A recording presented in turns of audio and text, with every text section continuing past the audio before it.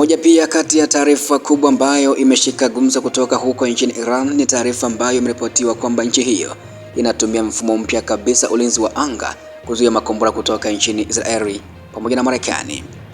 Kwa mujibu wa taarifa ya msemaji wa makao makuu ya Katami Al-Anbiya Iran anayefahamika kama Ibrahim Zolfaghari, amesema kwamba vikosi vya jeshi la Iran vilitumia mfumo mpya kabisa ulinzi wa anga kuzuia na kuharibu malengo ya maadui. Msemaji huyo amesema, ambako kulingana na taarifa yake iliyonukuliwa na mtangazaji wa serikali wa Iran, amesema ya kuwa mifumo ya ulinzi wa anga kikosi cha walinzi wa mapinduzi ya Kiislamu maarufu kama IRGC iliweza kuangusha ndege ya kisasa kivita kizazi cha 5 ya Marekani F-35, ndege zisizo na rubani 3 za MQ-9 na Hermes na makombora mawili ya kitalii.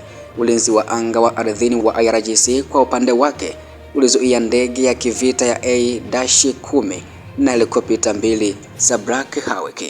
Taarifa ya kwamba Iran imetumia mfumo mpya wa ulinzi wa anga na kudai kuangusha au kuzuia ndege za kisasa za Marekani kama F-35, MQ-9 Reaper pamoja na vifaa vingine vya kijeshi ina uzito mkubwa sana katika uchambuzi wa kijeshi na kisiasa. Hii si taarifa kawaida tu ya kivita, bali ni tukio linaloweza kubadilisha kabisa namna mataifa makubwa yanavyotathmini uwezo wa Iran pamoja na mbinu zao za kimkakati katika eneo la Mashariki ya Kati. Kwanza kabisa ni muhimu kuelewa kuwa ulinzi wa anga ni moja nguzo kuu za usalama wa taifa lolote. Nchi inayoweza kulinda anga yake dhidi ya mashambulizi ya kisasa huwa na uwezo mkubwa wa kujihami na hata kuzuia vita visianze. Kwa muda mrefu Iran imekuwa chini ya vikwazo vya kiuchumi na kijeshi, jambo lililoilazimisha kuwekeza sana katika teknolojia za kujitegemea, hasa katika mifumo ya ulinzi wa anga. Hii imefanya Iran kuwa na mkakati wa kujilinda kwa gharama nafuu lakini kwa ufanisi mkubwa, badala ya kushindana moja kwa moja na Marekani katika teknolojia za gharama kubwa kama ndege za kizazi cha 5.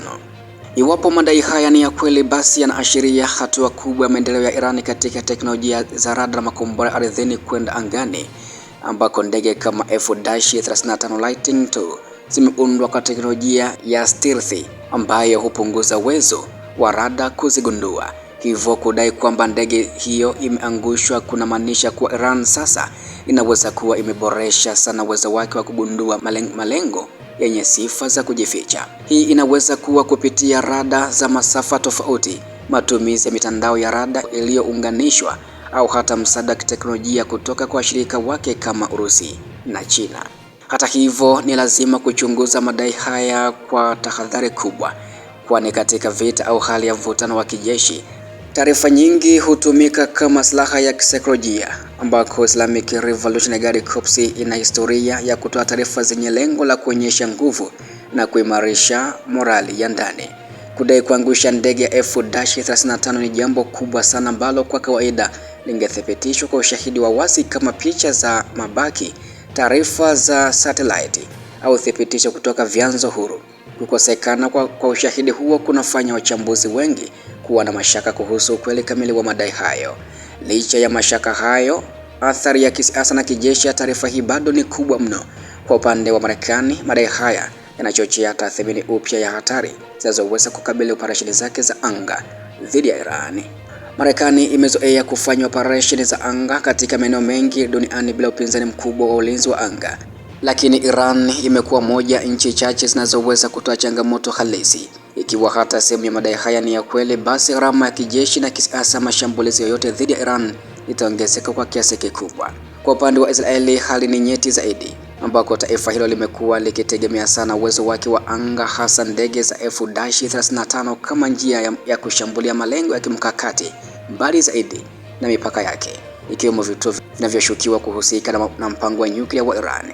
Ikiwa ulinzi wa anga wa Iran umeimarika hadi kiwango cha kuweza kutisha ndege hizi, basi mipango ya Israeli italazimika kubadilika. Hii inaweza kujumuisha matumizi makubwa ya makombora masafa marefu, operesheni za siri, au hata mashambulizi ya mtambo ili kudhoofisha mifumo ya ulinzi wa Iran kabla ya mashambulizi ya moja kwa moja. Katika ngazi ya kikanda, taarifa hii inaleta athari kubwa kwa mataifa ya Mashariki ya Kati. Nchi kama Saudi Arabia na United Arab Emirates, yani nchi za Falme za Kiarabu, zimekuwa zikihofia ongezeko la nguvu za kijeshi za Iran. Ikiwa Iran inaonekana kuwa na uwezo mkubwa wa kujilinda dhidi ya mashambulizi ya kisasa, basi inaweza kuongeza ushawishi wake wa kisiasa na kijeshi katika eneo hilo. Hii inaweza kusababisha mbio mpya za silaha, ambapo mataifa mengine yataongeza uwekezaji wao katika mifumo ya ulinzi wa anga na teknolojia za kijeshi ili kulinda maslahi yake. Pia kuna kipengele cha vita ya taarifa ambacho hakiwezi kupuuzwa. Katika zama za sasa, vita vipiganwi tu kwa silaha, bali pia kwa habari na taswira. Kwa kutoa taarifa kama hizi, Iran inalenga pia kuunda picha kuwa taifa lenye nguvu ambalo linaweza kujilinda dhidi ya maadui wakubwa. Hii inaweza kuwa na athari kwa maamuzi ya kisiasa ya mataifa mengine pamoja na maoni ya umma duniani.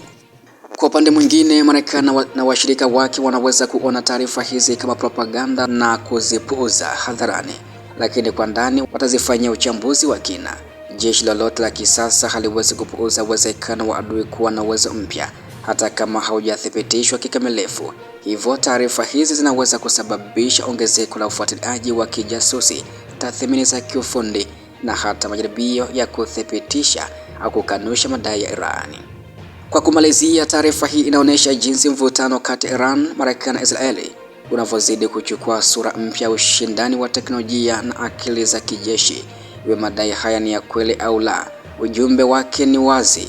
Iran inataka kuonekana kama taifa lenye uwezo mkubwa wa kujilinda na kuleta changamoto kwa maadui wake. Kwa Marekani na Israeli, hii inaleta hitaji la kuongeza tahadhari, kubadilisha mikakati na kuendelea kuwekeza katika teknolojia mpya za kijeshi. Kwa mtazamo mpana, hali hii inaongeza hatari ya kuongezeka kwa mvutano katika Mashariki ya Kati na hata uwezekano wa mgogoro mkubwa zaidi ikiwa pande zote zitaendelea kuonyesha nguvu badala ya kutafuta suluhisho la kidiplomasia. Dunia inaingia katika kipindi ambacho teknolojia za kijeshi zinaendelea kwa kasi na kila hatua mpya inaweza kubadilisha mizani ya nguvu kwa njia isiyotabirika. Na huu ndio mwisho wa taarifa. Muda huu pia usiache kujiunga nasi moja kwa moja kama bado hujafanya hivyo.